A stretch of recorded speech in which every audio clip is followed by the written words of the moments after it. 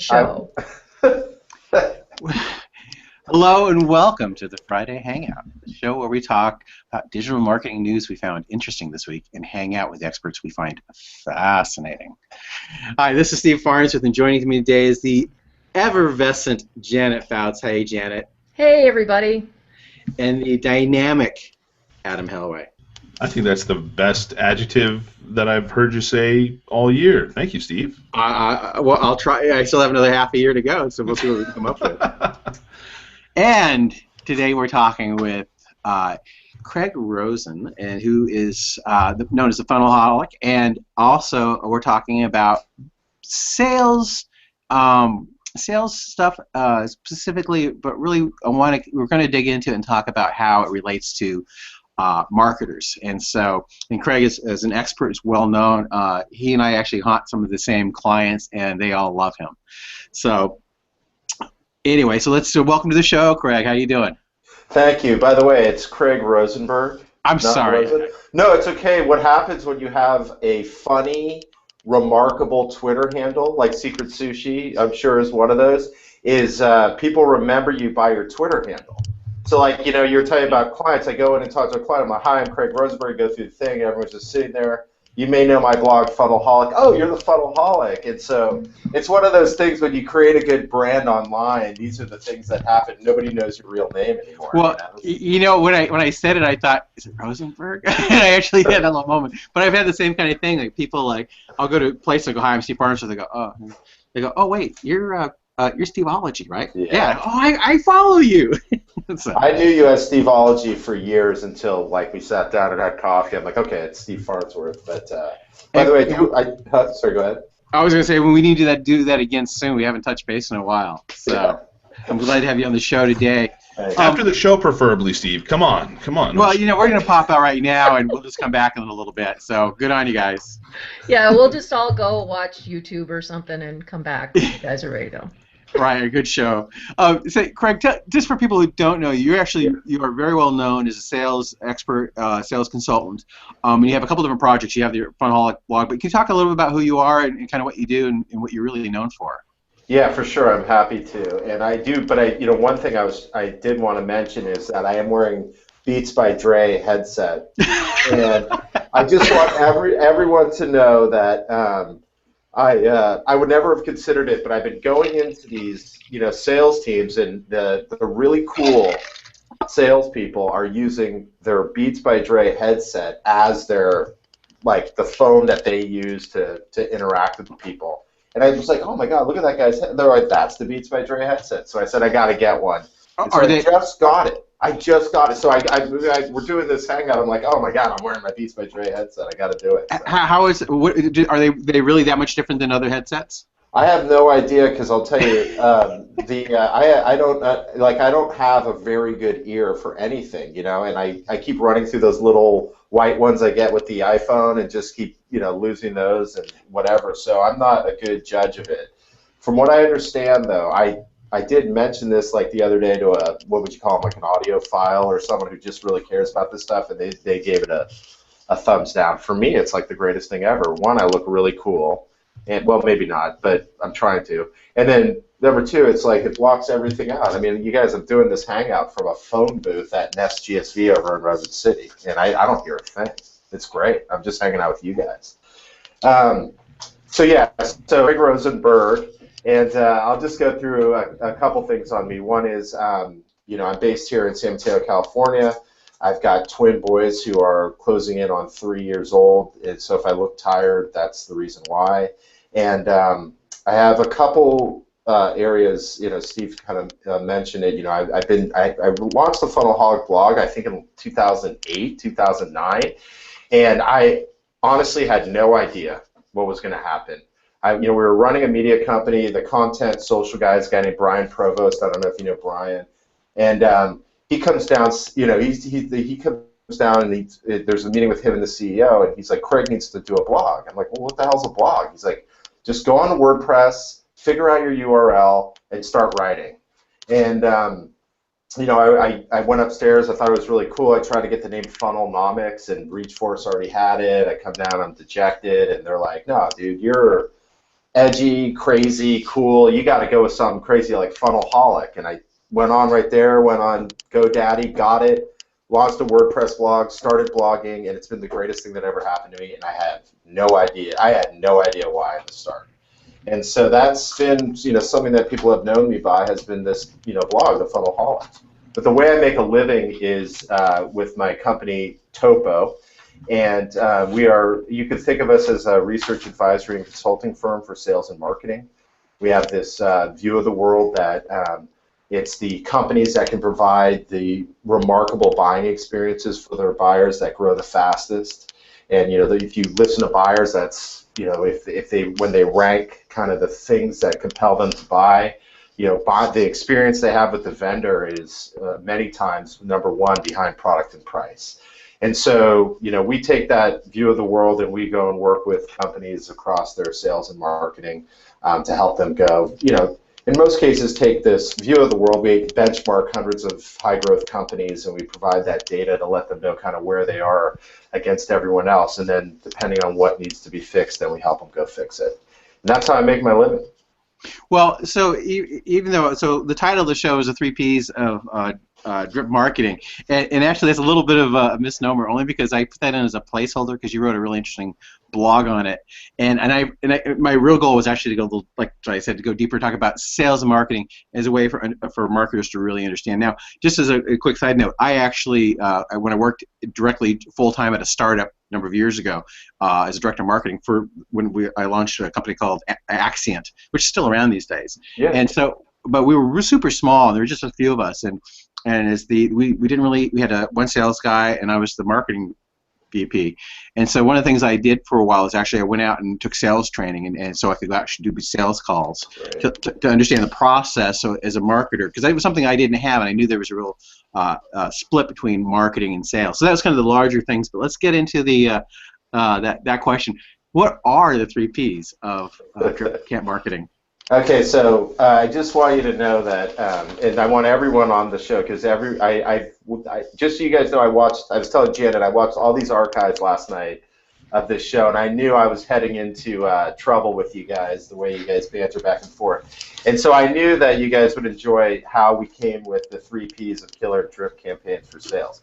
So I didn't even know that was the title of the Hangout either, because Steve was just like, hey, let's just put this up and we'll figure it out later. And then as the thing's coming up, I start to see the tweets, and I'm like, the 3 Ps, what a great title by Steve. So I'm like, I just thought Steve came up with a great title. So I'm like, but boy, I better go figure this out. So I go on Google and type in 3 Ps, and a blog post of mine comes up. I'm like, oh boy. Oh, wait, I wrote that. Here's where it gets better. So I go to it, I'm like, oh my God, and it was actually a guest post by Jason Westbecker from My Docket. And it was one of the, it was like a post that just blew up all over social, and it was a great post. And so I got to give my props to Jason, who wrote the original. And by the way, one of my clues also was that Jason was tweeting the living crap out of this thing.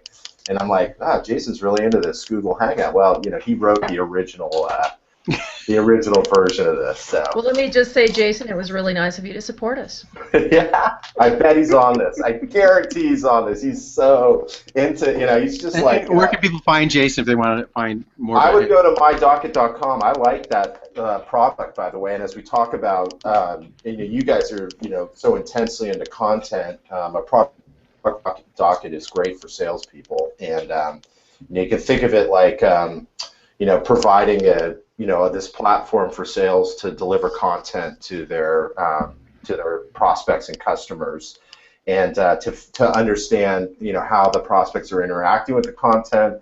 It's got a really nice layout. So if you're talking to a prospect, you want to send them 3 pieces of content or even more, you can send it via My Docket. The folks can log in and go, get whichever content pieces they like, and that tells the sales rep which ones that they've downloaded, and it's a great app. As we continue to take all the things we've learned over the years in content marketing, give it to sales. Right, those are the kind of apps that I think we're going to start to really look at to really understand how we can enable sales to do the things that a lot of the folks in marketing have been doing over the years. So let's jump back to the 3 Ps and steal a little bit of Jason's thunder. Oh, I have to stay on topic? How dare you? I've watched all your guys' show, and I know full well that you guys like to dive off topic. So that's just That No is not. so way. untrue. That's just outrageous. That reminds me of another story. Oh man! All right. So look, I will just add a couple things to Jason's thing. But basically, his three P's are pace, personality, and packaging, right? And I'll just kind of set the table. You know, one of the things that happens to salespeople, and it's happened since the beginning of time, but it's become more acute now, which is that, look, buyers go away, right? And we know this because for all of the folks that have been in marketing, we've been talking about this 70% on the buying cycle and all this, stuff that they like to do digitally, and that's really affected sales. I mean, like today's buyer, they don't even call you to tell you, yeah, we're on hold. Actually, they don't even call you to tell you it's going well. You don't hear anything for a long time. We call that the dark stage, and that's when, when really buyers only really re-engage with you when they've got something really, really good to say, or they feel like there's a need for it. And so a lot of sales guys are in the dark a lot, and they're in this process of, as the buyers go off and do whatever it is that they're doing in the background, it's the same scenario. It's the same pain that lead nurturing has tried to solve over time on the marketing side. So pace is, how often do you re-engage with a prospect? And Jason actually is really aggressive. He thinks every week. And for him, it's a 3-to-1 ratio, sort of 3 digital, 1 offline interaction with the buyer, which I thought was really interesting. And I can definitely see, he's been really good in interacting with me and sending me, offline stuff, really memorable things. Like he sent me a Superman outfit. Not a full size for my kids. Yeah, that would be weird, right? I was waiting for far. And you deserve it for the Hangout? Wait, Craig, the question I would ask you is, though, how do you feel about that? You said he's pretty aggressive, and it sounds aggressive to me. How do you feel about that? I do 3 weeks. That's a good thing. So Every 3 weeks? Yeah, I actually here. You know what? You know what the problem is that for years we didn't help sales understand the things that marketers know now. Because when it was really annoying when sales followed up, it was when sales would call and say, "Hey, Jim, just checking in on your ERP project. Let me know what's going on." Or, "Hey, can we do a call so I can find out about my deal that I'm working with you?" Right? Or sales just dropped, right? Because it's so hard, and they didn't have the tools to interact with these buyers over time. They stopped, right? You see that all the time, I'm sure, at all your clients. You go in there, and sales is like, you get, if they're not working it, it's gone, right? And, frankly, if we can, take a lot of the concepts we've learned from marketing and provide that to sales, they can nurture their clients, and it can add a lot of value, and it adds a lot of personal value versus the, what we've learned from the Marketos of the world, which is send them a webinar invite and a white paper every month. Can we, create something really personalized and really customized and send a message to them every 3 weeks? The other thing I'd say to that, though, Adam, which is I think really important, is you should be spontaneous too, right? I mean, you guys are all social guys, and one thing we all know from social is we get this like live, real-time update of what's happening with our buyers' lives, right? And you see something really interesting,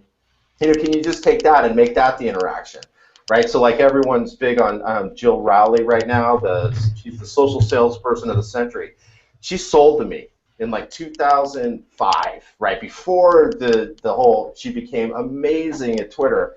But you could see the roots of like why she became such a great social salesperson. So she's selling to me, and every couple weeks I would just get her. She would just send me an article, right? So like one of them she sent me was, "Hey Craig, I just saw this article. Are they a competitor? Let's go get them, Jill." And I wrote back, "Yeah, they are a competitor. What do you know about them?" And it was just a great interaction, right? So and it's so easy, I actually I call that it's I don't have the exact term or anything. I don't have an amount of P's or any other letters to apply to it, but it's opening your visibility to opportunities, and so understanding what opportunities you want to look for, and then in addition to it, being able to, I think that's what a good personal networker does, or a personal and professional networker does as well, but a good salesperson, it's about understanding your customers enough to be able to open your eyes to opportunities and those opportunities may not necessarily be in your best interest as the salesperson, but offering them and giving those opportunities to your potential customer or your existing customer helps put you build that relationship and trust and give you that touch point opportunity, right? And so I've seen things pop up where I'll be reading an article, or I'll see something on, for instance, Haro, Help a Reporter Out, their little email they send out multiple times a day. And I actually started to make a habit of going through that every single day, just browsing through it to see if there's something that resonated with anybody in my network. That's a great call. It didn't matter if it's a prospect or if it was a partner. If I found it, I would find it, I would grab it, and I would think of who that person was, and I would just email it to them and say, hey, I saw this and I thought of you. And it's resulted in only doing it for a couple months this year in, sit downs with people I haven't talked to for many, many months, or people being, to be honest, on the show, and other things happening. So I could only imagine if that same sort of omni opportunity vision was applied to sales reps, right? Yeah. I think, by the way, that Haro idea is such a great idea. It really is, because it doesn't really matter. It doesn't even matter if they use it or not. The idea that you would go to the trouble going, hey, there's a great opportunity to show you. People go, wow, that's a really good solid. Lou Hoffman has just been always a super supportive and gives me these great opportunities constantly, and I just am indebted to the guy for it. So. Well, and that's just smart, to be generous to your network and really support people. It's just being very thoughtful about who your network is and who you want to engage with. And I love that. Right? It's the give, and I try to say don't have an expectation of get, but you give, and it's actually quite easy to do as long as you keep your eyes open. And the reason what you're doing is you're trying to provide yourself an opportunity to say, I exist still, by the way, or when an opportunity arises back, please think of me as well. And that opportunity might be, for instance, to sell you into a particular deal happening, or something like that. I don't want to derail you. I had a question I've been holding on for a while. No, I've studied you guys. I know you like to derail people. And Steve, is it okay if I jump in? This is actually a completely different question. Please do. Thank you. So you're a funnelholic, okay? You're Mr. Funnelholic. And in fact, I realize now that I've heard of you from Steve in having conversations with Steve. And there are multiple stages, of course, in a funnel, right? There's the top of the funnel, and a lot of that has to do much more with the branding element of it, an introduction to who you are and that sort of thing, rather than sort of farther down the funnel. Most people, when they talk about funnel, or they talk about similar things that you're discussing in the theme of this hangout, it's all about lead generation.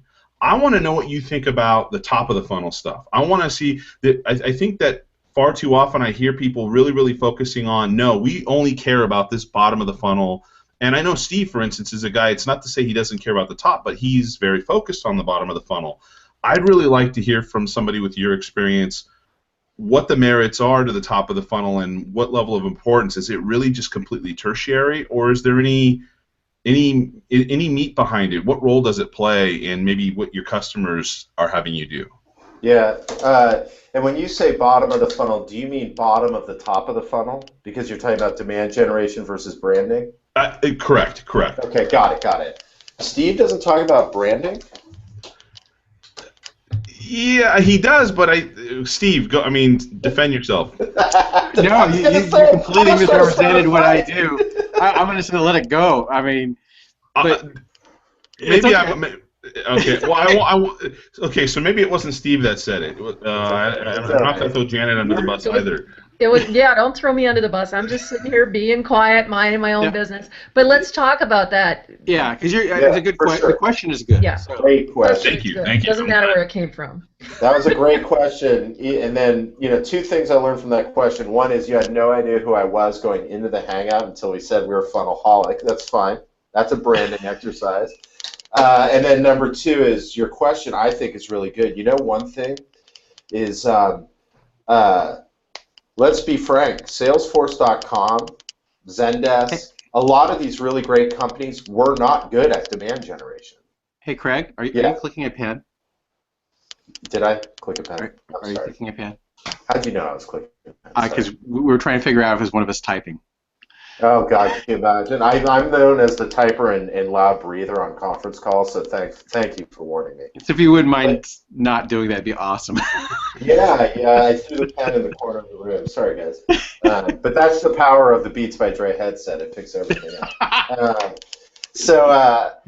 But by the way, seriously, I think it's a great question, and I started down this line. One of the things is Salesforce.com is the model. Everyone in the sort of cloud.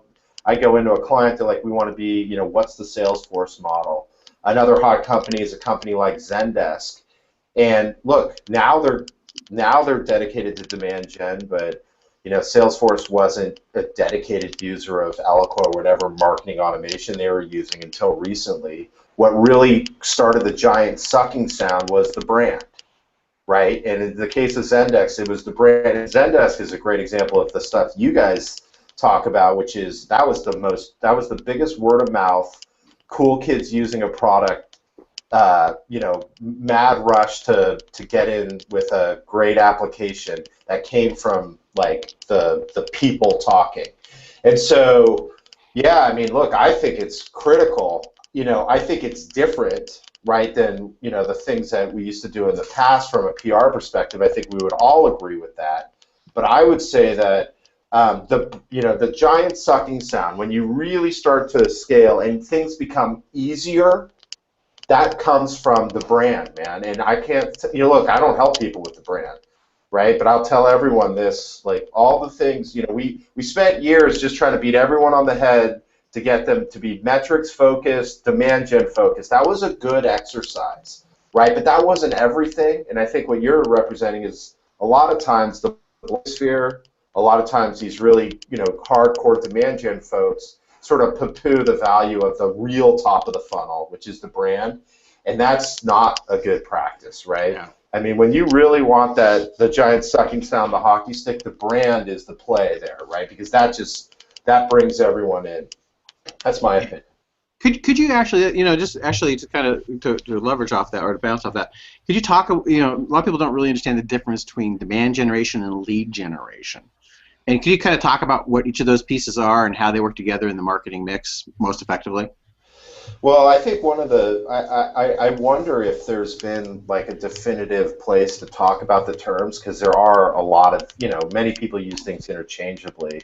But for me on the lead generation side, that is literally the practice of generating the lead, which is the person to come in and either fill out a form or give you their personal information.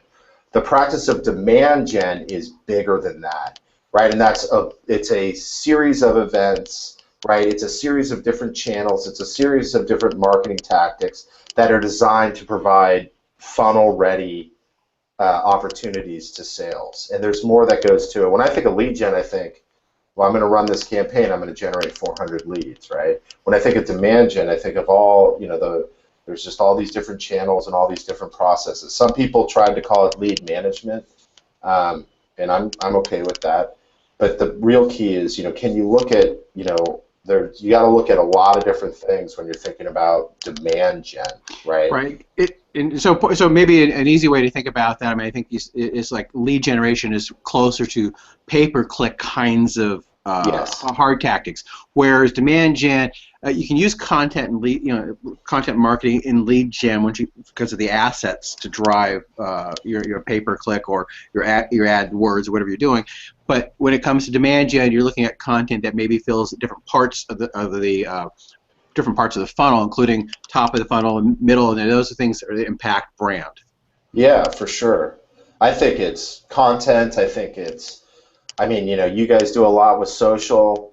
Anything that continues this really meaningful interaction with the buyer until they're ready to buy, that to me is demand gen.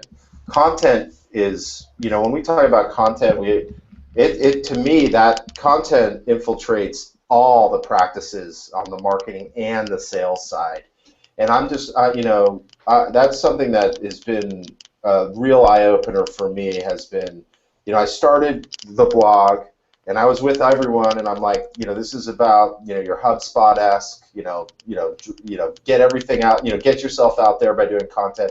And I still believe in that. But one thing we're now learning and we're getting really good at is, oh man, content is part of the sales process. It's part of the long-term engagement process. It's part of the upsell process. It's part of the branding process. And it's just this amazing platform now for everything we do to drive revenue. And you can't name a spot where content isn't critical to that. Well, so let's talk a little bit about that content, though, because we all know that content's critical to demand gen. We know that it has so many different levels and places in the funnel. So can we talk a little bit about best practices? What do marketers totally mess up on when they try to do content to fill that funnel?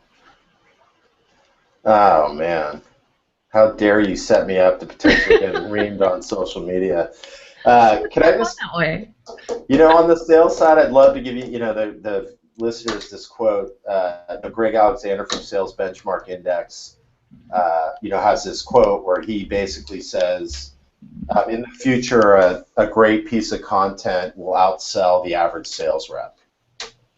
And that's not coming from us, right? Because we're marketers trying to help sales. That's from a hardcore sales gangster, right? I mean, this guy came out of the EMC, like hardcore closed businesses, built this massive sales practice.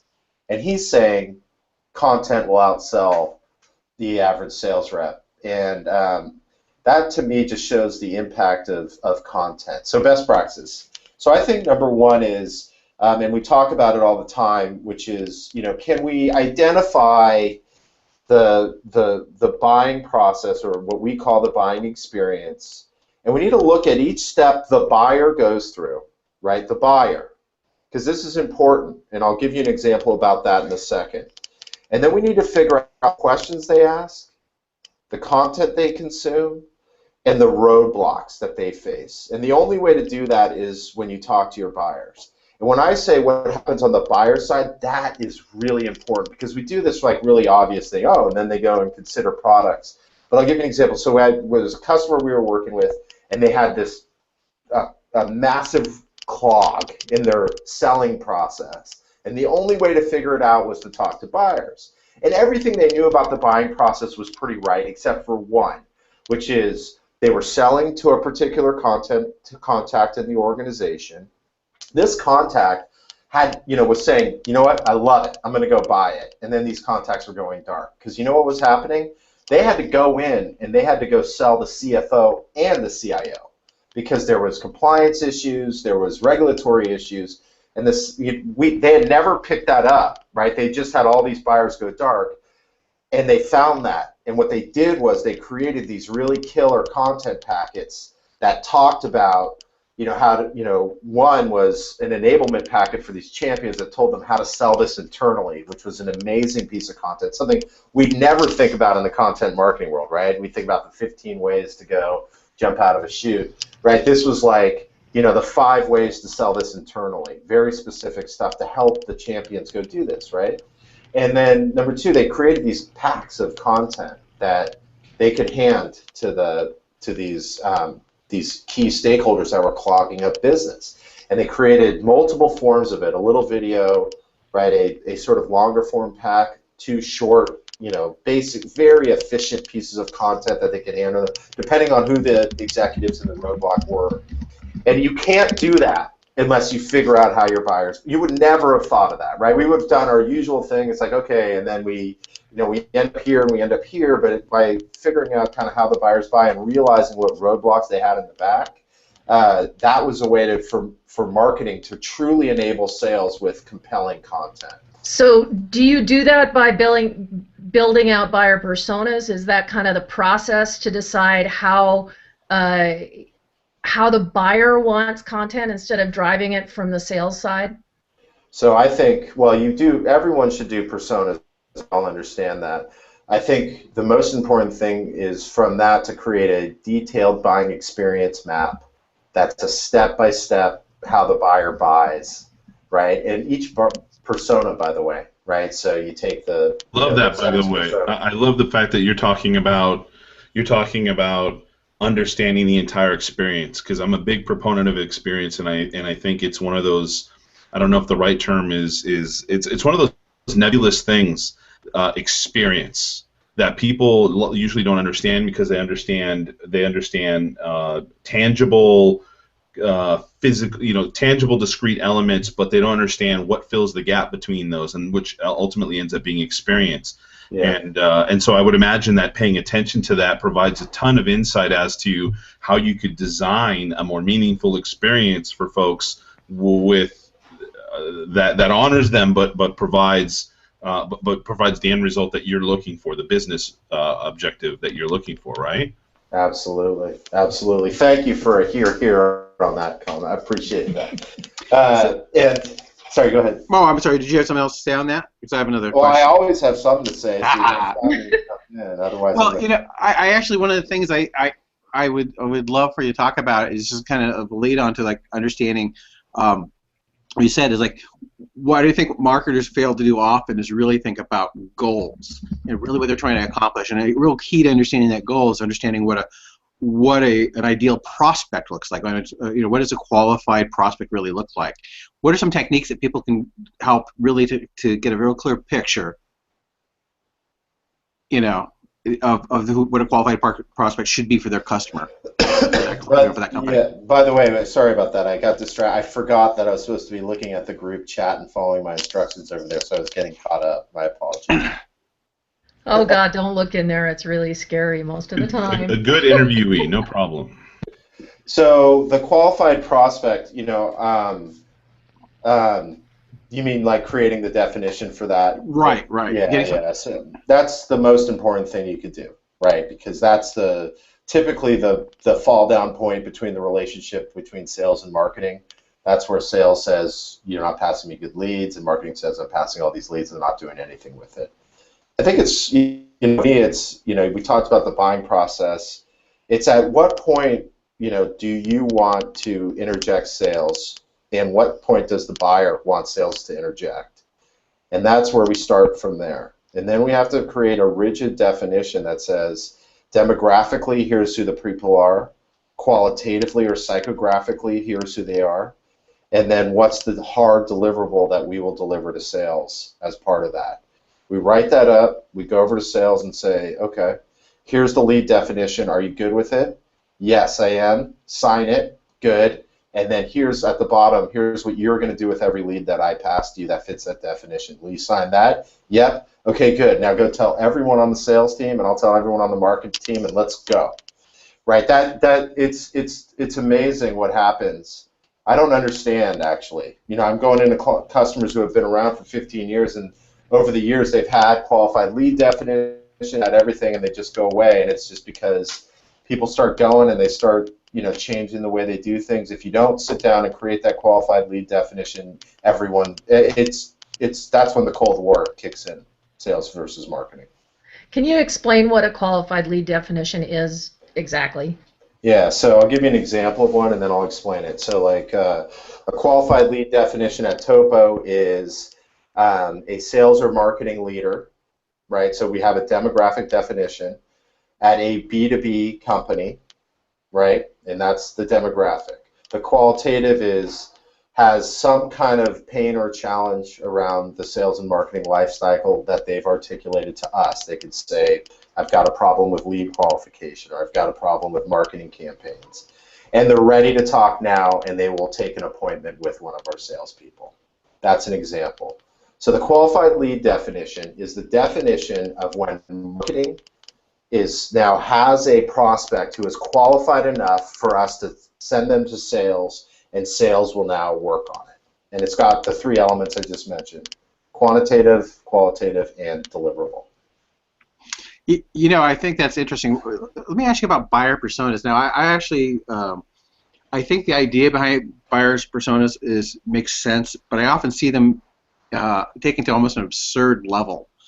Her name is Susie and she's 25 and she drives a BMW, and I as a marketer, I don't find that terribly helpful. And like when I go in and I do my own version of that, mine sounds more like a qualified lead. Who are these people?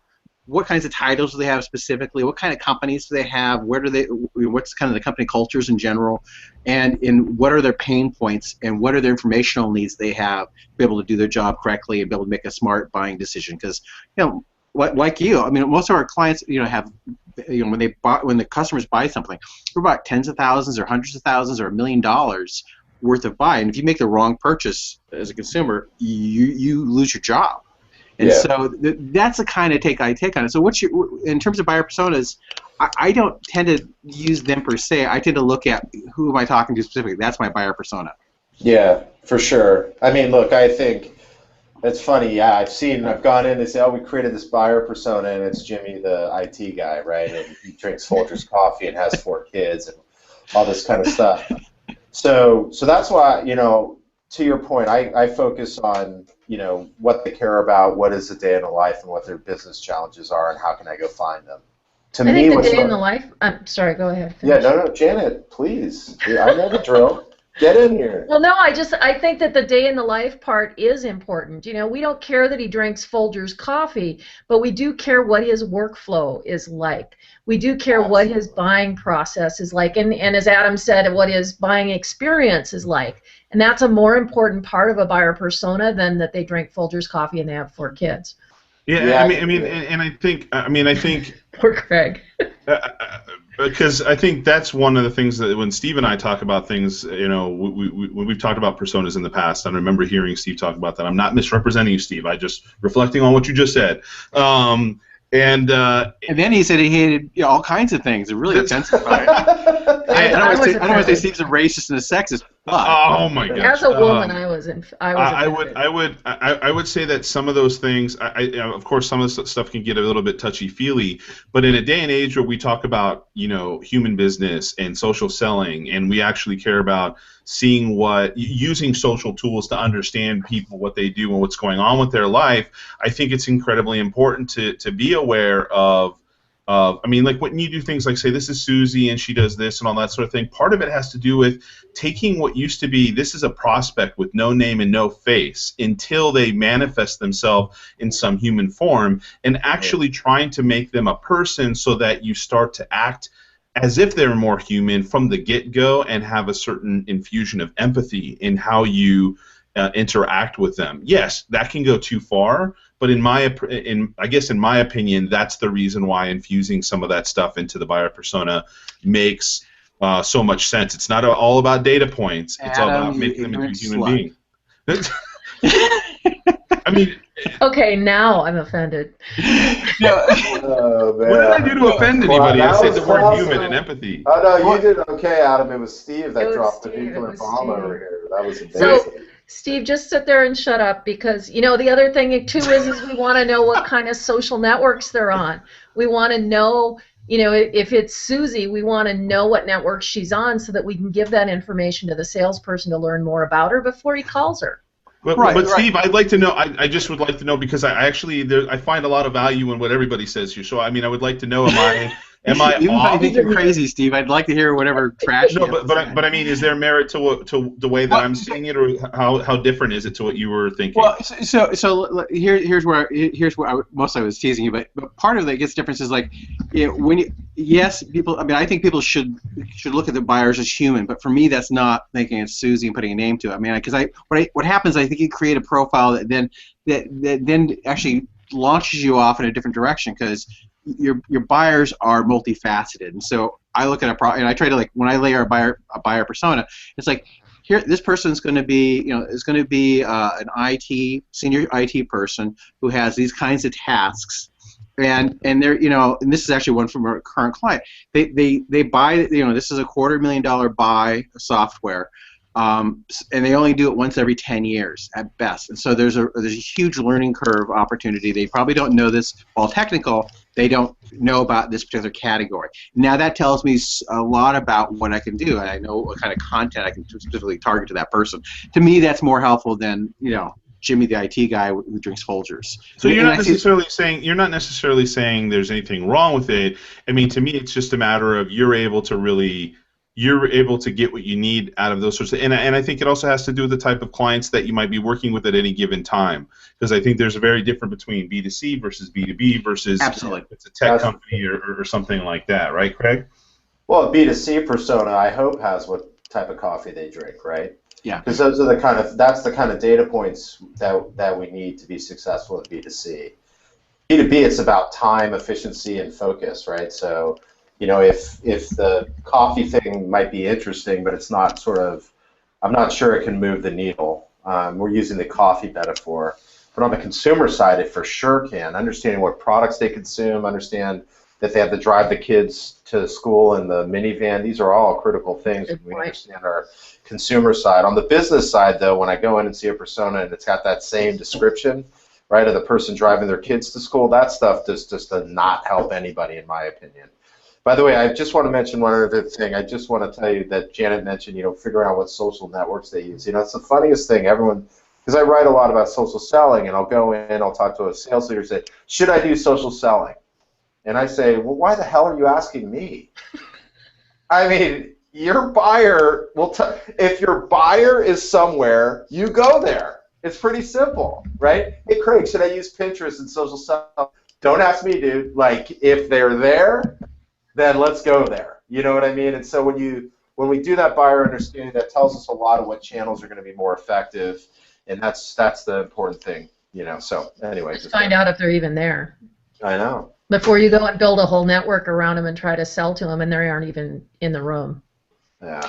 So let me just ask you kind of as a final question is, you know, because you come, you know, what's really interesting about your background, you have both pieces of sales and marketing, and I know that is, you know, part of what you do specifically is really help kind of close that gap. Yeah. What kind of guidance? What are a few things that you would really recommend to marketing professionals? I see way too many marketing professionals still so deeply disengaged from the sales process or the customer. It really, I think marketing by and large is in an ivory tower, which just breaks my heart because I love marketing. I'm a marketing geek. Yeah. But how would you tell other professionals, what kinds of tips would you give them to like start thinking about how to connect more, bring more understanding and more value, and connect, you know, that marketing and sales alignment? What kinds of guidance would you give? Well, I'll just give some touchy-feely ones that I think are critical. Number one is you should have a number of ride-alongs you will do with sales every quarter. And if you want to get aggro with it, do 20. Right? If it's inside sales, I'm serious, do 20. Because you want to do it across other reps. The ride-along is one of the most compelling things you can do as a marketer, as a product person, as a CEO. Yeah, if you could just ride along and capture what happens in a sales call, how do the buyers react to my message? How the buyers react to this? That's invaluable. Can I ask you about? I mean, I want to get to any other ones you have too, but can I ask you about that specifically? Yeah. I know that's a very touchy thing. Salespeople aren't big fans of having you do ride-alongs. So, is there a process that you found that works well to help both in the way you ask them and then the way you interact with them when you do the ride-along? May I please do a ride-along? No. All right. Well, first of all, you know, if like everything with sales, if the executive team's not bought off and won't support you, then you shouldn't even, you know, you'll just have to find a friend in there. What I found is that if you approach sales and say, you know, I want to help you, and I want to create content that will help you, and the only way I can do that is if you'll just let me listen into, you know, these sales calls.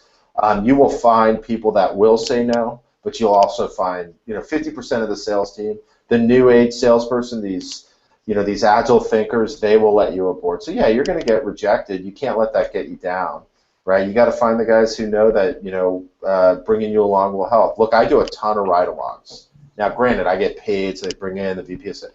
But, you know, I mean, I presented. I'm not here to criticize you. I just want to hear it. And if I can take in what they say and, you know, provide some value, then I can only help you. So you're basically saying that, you know, just keep asking until you get a yes, and then just shut up and listen a lot. Well, I would present it as the fact that, you know, the result of these meetings will be content for you. But yeah. I like that. Also, yeah. Actually, that needs to be turned into a graphic. That needs to be turned into. I like that quote, Steve. We're gonna have to go back and look at the recording. What else would you before we close out? What else would you say? Well, you should take the sales team. You should take members of the sales team to lunch every month, if not every week. That's really important because when they are taken off site and they go eat with you, that's when they tell you the real scoop, and frankly, they act in a completely different way. So I chose some of the loosey-goosey ones. The other one is, you have to have, and most people don't have a problem setting meetings, but you have meetings about specific things that you provide to sales. One is you should have a content meeting, right? Because oftentimes the reason content doesn't work is because sales doesn't know when to use it and who to use it with, right? So if you're tracking that, you can help them. And then you'll hear, right? You'll hear everything and you take it back. And then the other one is the demand gen meeting where you talk about the leads that you're bringing. Those are two critical meetings that you have to have and you have to show up and you got to do on a consistent basis to maintain your relationship with sales. Fantastic. And actually, you have a great blog post on creating case studies. I think you even talk about how sales tend to go, we need a case study, and it's like, whoa, hold on. We need case studies for different situations. So I'll find that link. We'll put it on the website because it's called case for case study. I forgot what it was. But the impact of the customer case story. That's one. Yeah. So then notice I said story, by the way, not study. And it is Craig that did that, right? Just making sure. That one he did. No, don't be mean, Adam. He's got he has a lot of great contributing authors. I'm being mean to Steve, not to Craig at all. No, Adam, that was good. By the way, if I might mention, in the landing page on the Friday Hangout, it says, Craig chronically produces content on LinkedIn. Chronically. Chronically. I can't control myself. So Craig, I was wondering what all that green stuff was behind you. Craig, yes, a nice little chronic joke there, a little 420 joke to close out this show. Craig, where can people, if they want to find out more about you, where can they go? Well, you'd start with the blog, funnelholic.com, Twitter handle, @funnelholic, and then my corporate website is topohq.com, and we write, the content there is like definitive long form content, like 5,000 word type pieces there, and those are really good. If you find something in your practice, that's a good thing to go read as well. Those are the three places I would recommend finding me. And at the local, bar, but that's different. Fantastic. And my delightful and lovely co-host Janet, where can we find you? I thought you were going to be talking about Adam when you said I am. I was going to say Seth. You can find me at janetfouts.com or jfouts, pretty much anywhere else. And my sexy hot I'm trying I can't make This is amazing. Adam, where can we find you, buddy? And we've lost his audio. Are you mute? Muted. I'm trying to say all this funny stuff and I'm muted. It's funnier actually without hearing your voice. It was pleasant for a moment, wasn't it? You can find me at secretsushi.com or adamhelway.com, and at Secret Sushi on Twitter. I'd love for you to say hi. And if you'd like to know more about this show, you can find us at thefridayhangout.com, on YouTube under Janet Fouts, or hear us on iHeartRadio, or subscribe to us on iTunes, or listen to us on Spreaker. And I'm Steve Farnsworth. You can find me at Steveology on Twitter or the Steveology blog. And as always, we love your faces. Have a great week. Bye, everybody. Bye-bye. Thanks, everyone.